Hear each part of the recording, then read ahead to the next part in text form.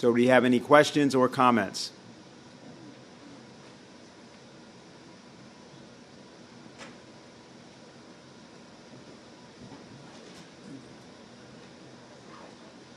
Let's move on to the question.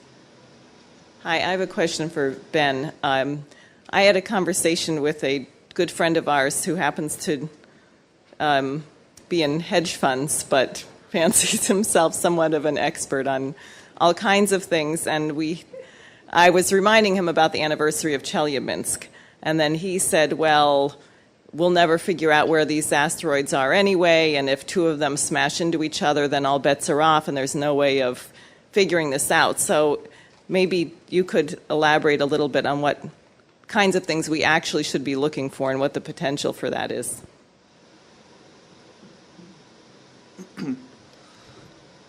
Well, if we spent maybe a tenth of the effort on asteroids as we do in our military, we'd probably be pretty far along by now. I mean, there's a lot that could be said. I mean, the scientists involved in this have been, on the detection side, they've been pursuing just basically a simple space telescope that would find a heck of a lot of these things we haven't found yet. And just that simple mission, probably a couple million of dollars. You know, as Phil mentioned, when it comes to things like this, the money just isn't there supposedly, but when we need the money for J.P. Morgan or whatever, it's there instantly. But no, these things have been known. Space telescopes could find the vast majority of these medium to larger size asteroids. There's been proposals for decades on building these things, putting them up. They just haven't been funded and supported. So we could find a heck of a lot of these, especially if there was an international joint effort. And I could make available the specific proposals. NASA has proposals. Russia has proposals for the types of telescopes that could make a major effort in this. But I think the point is that if the effort right now going towards this build-up to win a preemptive nuclear strike, this effort to spy on Russia, to spy on China, you know, frankly, who knows what kind of sensors and observation capabilities the National Reconnaissance Office has? It's classified. If we were to use that technology towards defending the Earth, you know, it could be a huge leap potentially. We just don't even know, because our priorities right now are so screwed up that our number one objective is focusing on these, trying to win a preemptive thermonuclear strike. It's just complete insanity. So there's a lot that can be done, and a lot of it's on the books and waiting to be activated and pursued.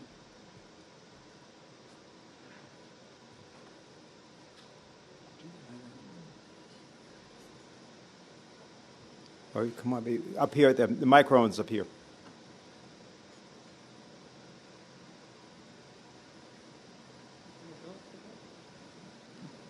Okay. My question is especially for Helga.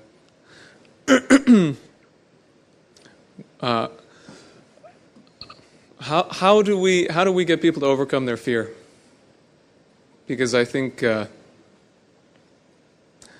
running into this more and more, which I understand, because I've had that feeling of being in a thunderstorm, being woken out of your sleep from a thunderstorm, and feeling like there's maybe that was a bomb, and it's a paralyzing feeling.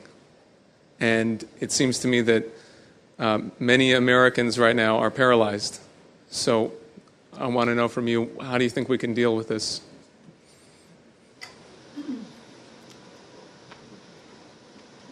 Well, I mean, first of all, I think to be self-conscious about, the reality helps, because, when you fall for the narrative, then you are easily to be manipulated. You really believe these things, and then your view is completely distorted.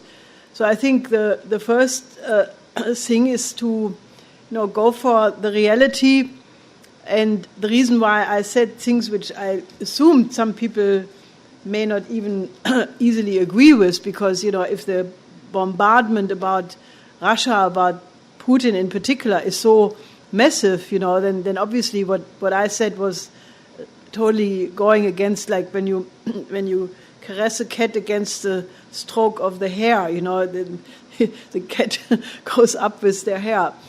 But I took the risk because, unless you really go back to the evolution of this conflict, it was not Russia, and which is the reason for this present crisis. So first of all, to go back to the idea of a truth-seeking person, to not go by the narrative, but to try to form your opinion yourself. And the only way how you can get rid of the fear is by doing exactly what I said in the end, by combining the question of beauty and the sublime. Because it's not so much the question of it's courage. Yes, that's also true, but what makes you, what inoculates you against fear is only the sublime, because it's only when you start to have your identity located not in what happens to you personally. Because if you think that if I go against the stream, in a certain sense, I think people who watch this present, brainwashing through the mass media, through this narrative, through the nudging, through the manipulation. That was how it was before the Nazis took power in Germany. And there were movies, where you could see that, in the beginning there were people against the Nazis. Then as the Nazis gained more power, people adjusted a little bit more, they said a little bit less. And then in the end, the same people who had clear principles before then became those who went along. And I think the only thing which cures you against that is that you have this inner sense of yourself, your absolute inner authority, and that you can only have if you overcome the fear of the physical being. And as Schiller describes very profoundly in these two papers about the sublime, is, when you start to connect your identity to something which is beyond you, future generations, your children, your grandchildren, generations 10, 100 years, 1,000 years from now, you never will know. But you have the sense of mission that with your life you have to contribute something that these generations even can live. And that is something, which makes you internally strong. And when you have this internal strength, you may not be physically more secure than another person who's afraid. Fear as such is not a bad thing. Fear is very helpful to avoid dangers. Fear is a good thing, because if the child doesn't have a fear of the oven, which it couldn't be hot, it would put his hands on the oven again and again. But if it has a fear that may happen, that it's a self-protection. But if that fear becomes paralyzing, if that fear becomes dominant, and it's in a certain sense irrational, because if people would be rational about it, they should be so much more afraid of thermonuclear war and extinction than being a coward and adjust to your, whatever your neighbors think or whatever you're expected to think. So the question is, how do you differentiate between that fear which is completely good for you because it protects you from doing stupid things like jumping off a high building or thinking I can fly, some crazy things which people who watch a lot of video games or Batman or something may think, especially when they took a joint too much or something, So you have to differentiate between that fear which protects you and that fear which is completely off. If you are more afraid of what happens to you in terms of being ostracized or being not invited to a party or something like that, as compared to the reality of that civilization is in such a mortal danger, that I can only, since I'm a political person, I live in reality all the time, or at least, 99.9% of the time. And, the more I think about it and the more I study this, especially, when I prepare an article or a speech or a briefing or something, it is hair-raising. It is hair-raising how close we are. Because, an accidental mistake, the history of military history is full of accidents, something which was not in the planning. And right now there is absolutely no exchange between, the United States, Russia, China, of any meaningful discussion of what to do in such a case. And there are articles on the other side that, if some accident happened, like it happened in 1995 with some Norwegian missile, it probably would trigger the big war right there, because this communication does not exist. So I think the first thing is, I think the fear, the best way to overcome the fear is to make people more afraid, to make people more afraid of the real thing, because the paralysis comes from, I don't think people are afraid of extinction. They don't even think about it. I think they are afraid of being not popular, of not saying what the newspapers say, of having another opinion than your people you go to a pub with or something like that. People are not afraid of the real thing. If they would be afraid of the real thing, they would be out in the streets. You would have millions of people out there saying, we do not want to be extinct. We want to have something else. So I think, the answer is to make people more afraid, but, really tell them what this is all about. And on the other side, show them the alternative. Because, in a certain sense, the majority of mankind right now is fortunately moving in a completely different way. I have found it very difficult to convince people in Europe and the United States that is so. But, everybody who ever traveled into China in the recent period, or is working there or doing business with, they all come back and say, look, whatever is being said about China in the media is absolutely untrue. Because the best criteria, if a policy is good or bad, is if the people are happy. And if the people in a country are happy, then the government has a good policy. If people are unhappy, then obviously there's something fundamentally wrong. So, I don't need to...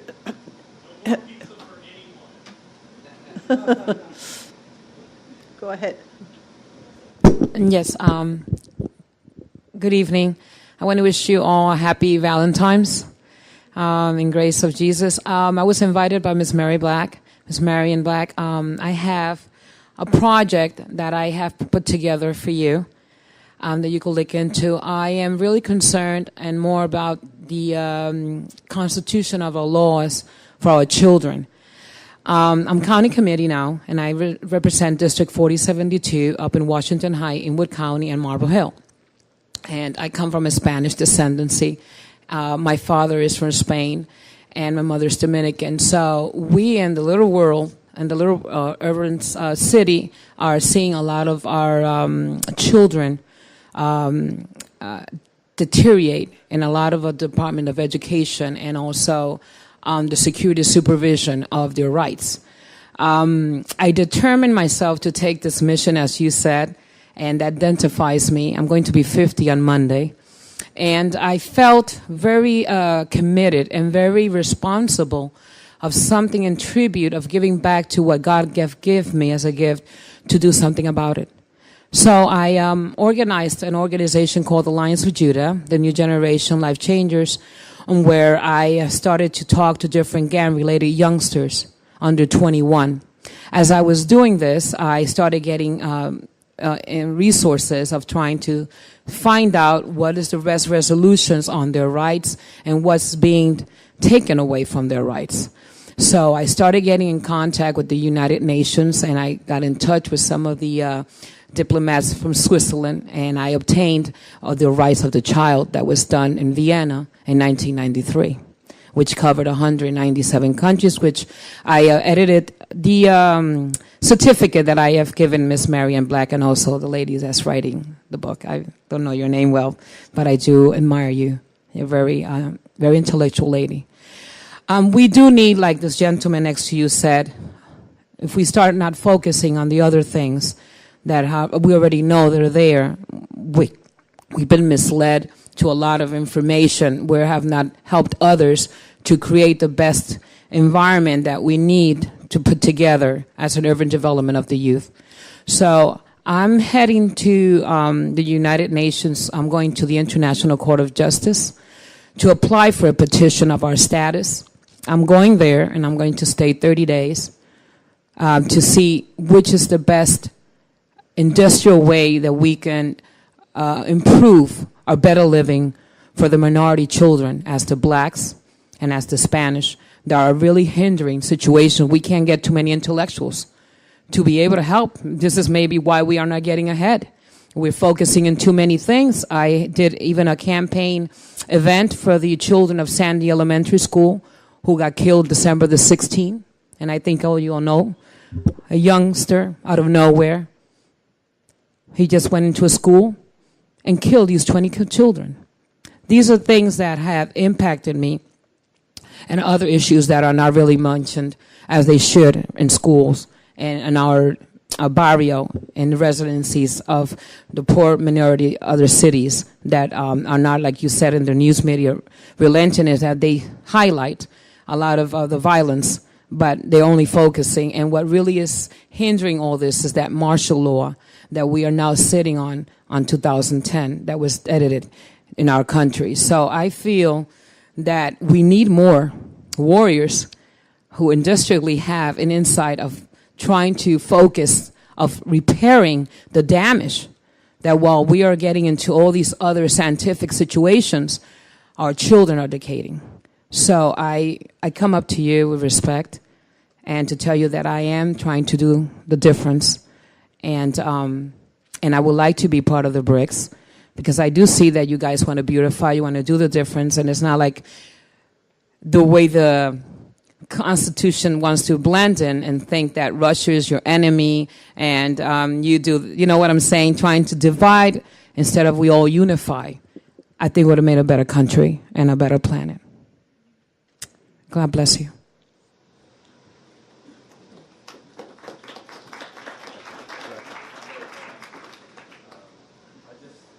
Ask what you could tell the youth of the entire world who have been detached from the true essence of education, of the beautiful soul, what to do, where their place is, and how not to do the same failures as the predecessors.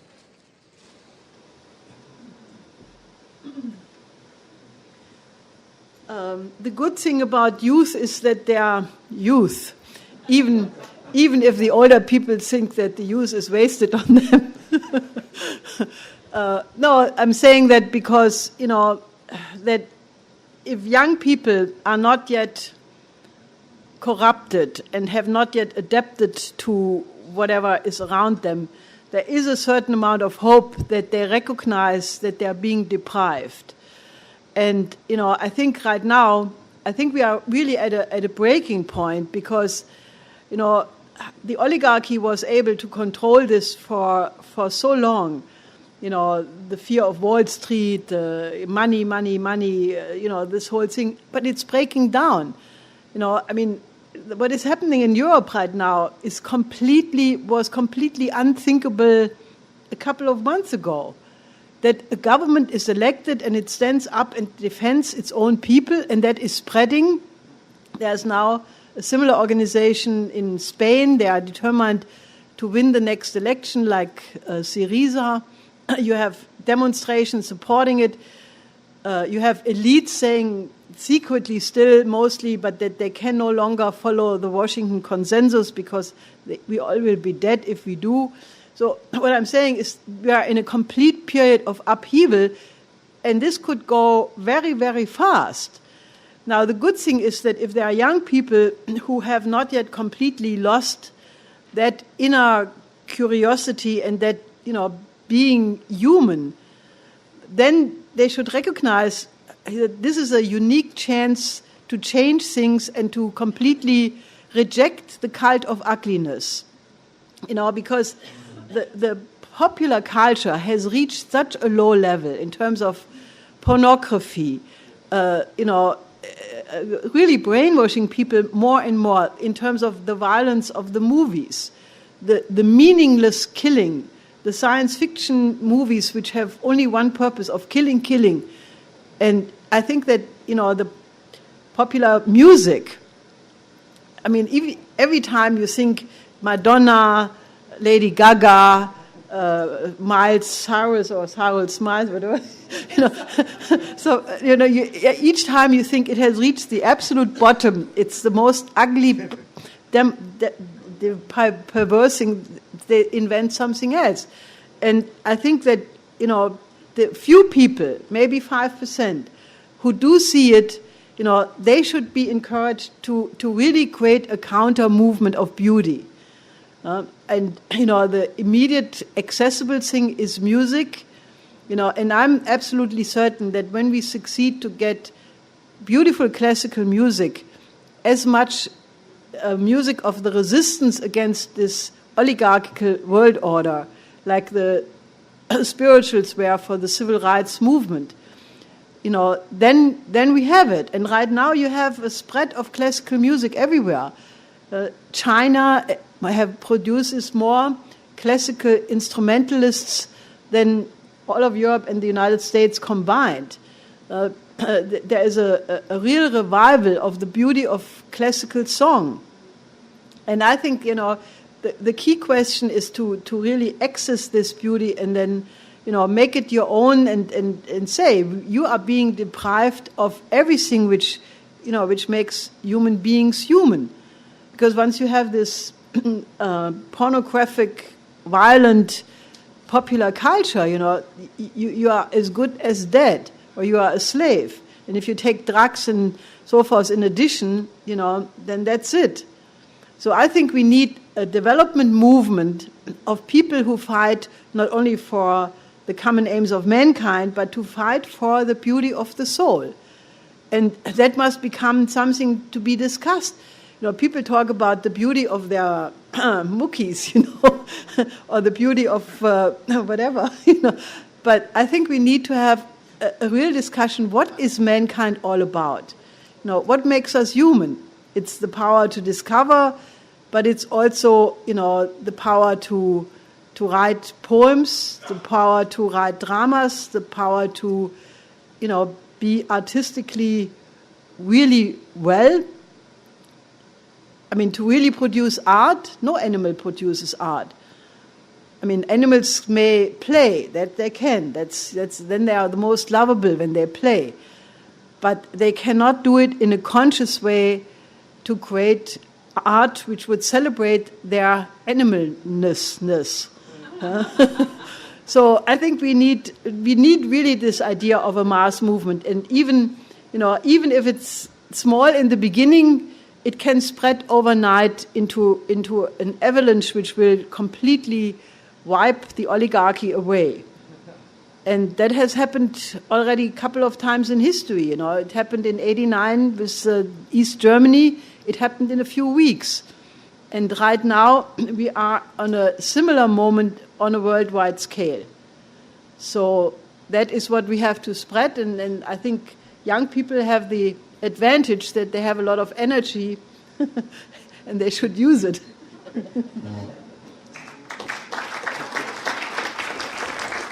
going to speak first? Just want to make an announcement that in New Jersey tomorrow there's going to be a youth seminar event held. Is Daniel Burke? Yeah, there's Daniel. If you're not aware of this already, see Daniel. We're going to be taking up in more detail exactly what Helga was raising, particularly focusing on how to develop out of this young generation the quality of leaders needed to make this happen. So if you're not aware about that and you're in the range of your teens, 20s, early 30s, talk to Daniel, talk to me, and you should definitely participate tomorrow. Sweet. Hello? Okay, cool. I'm Alex Augustus Jackson. I like to basically just tell you a little bit about what I see. I live in a household with my sister, her 4 kids, 3 of them are boys. And I got to say, what you're talking about with the music, that is definitely right with the whole popular culture. The one thing also, too, but like when we get on it, it makes us look ridiculous when we tear it apart. So like when it's just that we talk about, it's just like, oh, music doesn't do that, whatever, when they're separated. But one of the things that I was really concerned with right now, based off of what this lady was talking about that came up before the other gentleman, was that like in the school system right now, the thing that I'm really not impressed with at all and that I really hate is the fact that my nephews, they can pass grades without being graded. They can go all the way to high school without failing. Like, these aren't A, B, C, D, E's, and F's anymore. This is just you skip, you go ahead, and then you got that music drilled in your head. And it's just about money. And then with the poverty lifestyle, the truth is you end up making your own money. And then they see themselves at a status better than their parents. So it's totally that catered with everything totally destroys the mentality of anything building blocks that is going on right now to even establish them. And they're really great kids. And they struggle internally inside about this. But as they go out and when they reflect now in front of our eyes, they're like, yeah, and they're broken down and they're ashamed. But as they go out into the world, it's all turned on again. It's all turned on. And there's no stopping them because they pass. And they go to the next level. But when they hit high school, then failure hits them in and society pretty much denies them because they've had no structure, no muscle. The building up of their muscle isn't that. And I do agree, I was brought here by Andrews over there. And I was kind of I really don't like politics at all. And the thing about this thing is the space program, the music, and the arts. That we do need that because it does bridge our mind out. When we do go above and beyond, it causes something in us. Unreachable things causes certain reflexes, things that in our mind, that it stimulates it for us to grow. So those things are very important. But we need to get rid of that thing where there is, no failure in school. It's not building up their muscles. Shalom.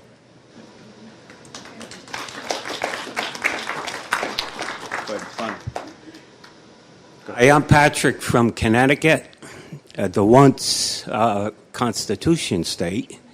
Now it's, it's most, it's Wall Street. Anyway, I find that the new BRICS magazine ends a debate because when I talk to people, they have no clue if I come at them with anything. What I usually do is, because I want to spread the word, I say to them, how would you like to see a world without war? And they say, what? Yeah, world without war. Why would you need war? So we'd get into a conversation and then find out that he went, one person that I was talking to recently went through college, and it's all about, what he understands as far as the economy. He's an economist. And then we got into a big argument. So I said, look, what you're saying to me, I sort of believe you, but what I'm saying to you, I could back it up. I said, I'll be right back. So I got one of the magazines, and I said, here, you take it home, and you read it, because then you know the other side of the story. And I said, why would they put this magazine together if it wasn't true? And the kid looked at me and said, I'll read it. So I just want to say, it's very hard, like Daniel said. People are they're scared. And if you tell them the sky's going to fall, they look at you crazy. But if you say, there's going to be thermonuclear war, or we have this beautiful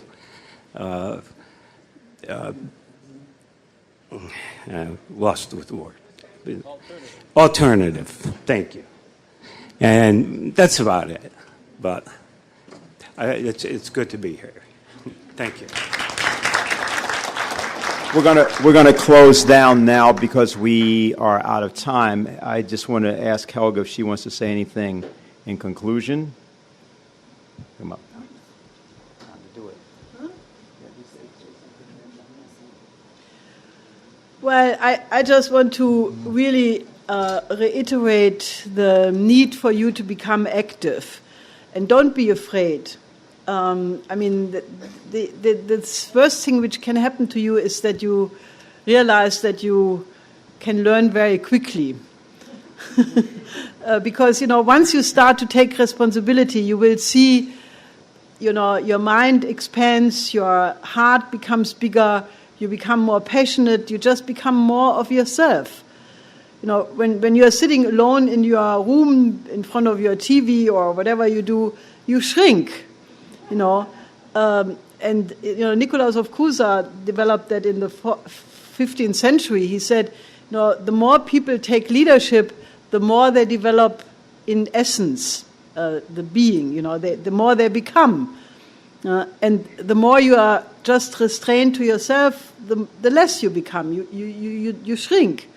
So you should grow. And I mean, look, in your hands and your activities depends much, much, much more than you may realize, because, I mean, the whole world outside of the United States looks at the United States, and the big question is, will the LaRouche movement, will the Schiller Institute be able to change the United States? I mean, that is what everybody, they believe what we say. They said BRICS countries are working together wonderfully, there is an alternative system. It's all, moving in the right direction. But if the United States is not changed, everything will be for nothing. Because the United States, for good or for bad, has the largest military power. They have a strategy which right now is based on empire.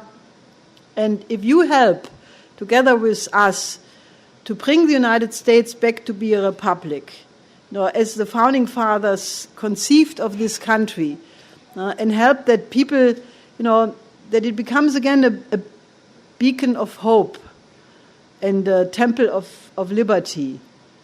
I can tell you, if there would be a sign right now of a growing movement of people saying we want to stop the war, we want to have a joint development for the common aims of mankind, I can promise you, despite all of the crimes which were committed in the last 20 years or so with some interruptions, people would be willing to forgive, because people want to be friends of the United States. It's not that people are deeply anti-American forever and they hate this country. It's just that because since Bush Senior, then, the two Bush administrations, all the things which you know by now, the torture report of Feinstein, the drones, it has created a lot of bad feelings around the world. But if the United States would say, look, we regret that, we stop that, we change the policy, I can assure you, countries would be so happy that there would be no real problem to reconstitute an alliance of sovereign republics with the United States playing a leading role. Why not? As long as the United States is a republic, it even could play a leading role. Why not? But it has to do certain things, otherwise it will be outpaced by a lot of other countries. So, just take this personal. Don't just listen to these things as something you listen to and then you go home. But really try to apply this to yourself and think, maybe it does make a difference what I do tomorrow, because right now that is the subjective factor is really the crucial question, because objectively all the solutions are there. The Glass-Steagall putting Wall Street out of its misery, all these things are easy and objectively known.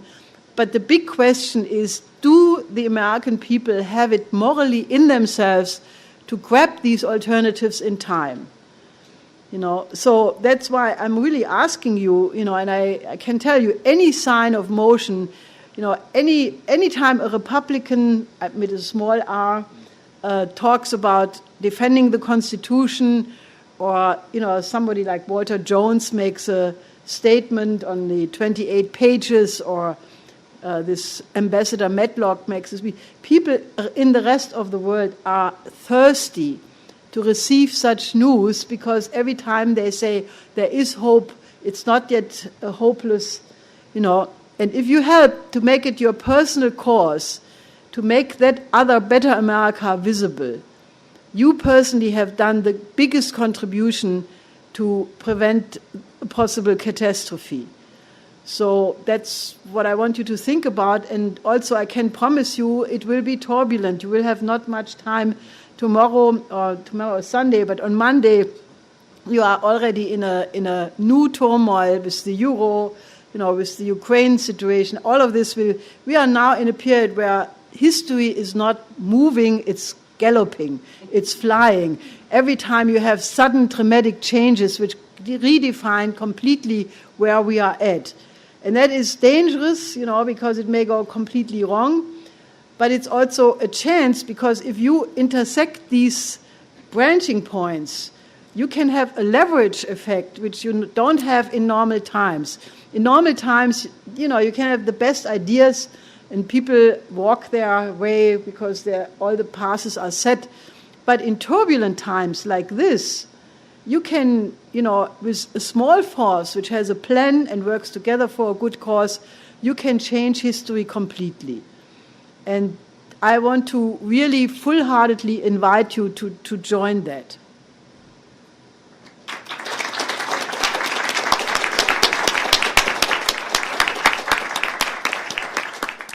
Space telescopes could find the vast majority of these medium to larger size asteroids. There's been proposals for decades on building these things, putting them up. They just haven't been funded and supported. So we could find a heck of a lot of these, especially if there was an international joint effort. And I could make available the specific proposals. NASA has proposals. Russia has proposals for the types of telescopes that could make a major effort in this. But I think the point is that if the effort right now going towards this build-up to win a preemptive nuclear strike, this effort to spy on Russia, to spy on China, frankly, who knows what kind of sensors and Okay. My question is especially for Helga.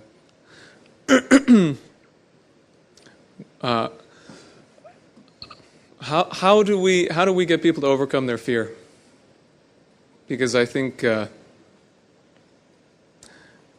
running into this more and more, which I understand, because I've had that feeling of being in a thunderstorm, being woken out of your sleep from a thunderstorm, and feeling like maybe that was a bomb.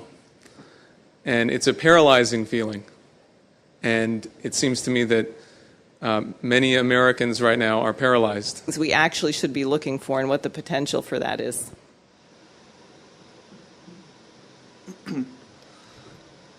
Well, if we spent maybe a tenth of the effort on asteroids as we do in our military, we'd probably be pretty far along by now. I mean, there's a lot that could be said. I mean, the scientists involved in this have been, on the detection side, they've been pursuing just basically a simple space telescope that would find a heck of a lot of these things we haven't found yet. And just that simple mission, probably a couple million of dollars. As Phil mentioned, when it comes to things like this, the money just isn't there supposedly, but when we need the money for J.P. Morgan or whatever, it's there instantly. But no, these things have been known. So do you have any questions or comments?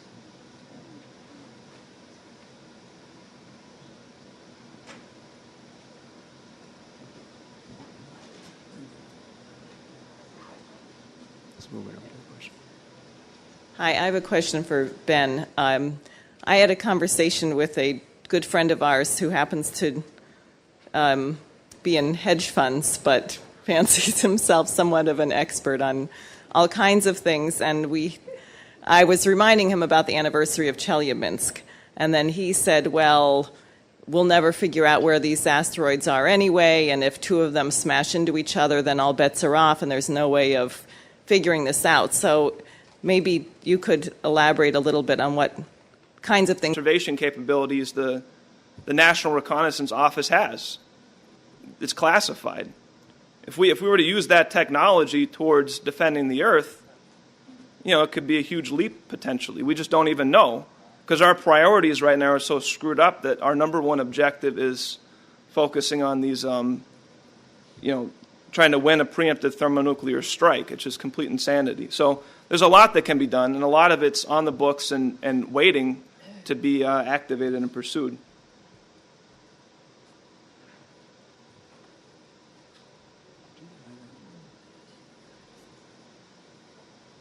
All right, come on, up here. The microphone's up here.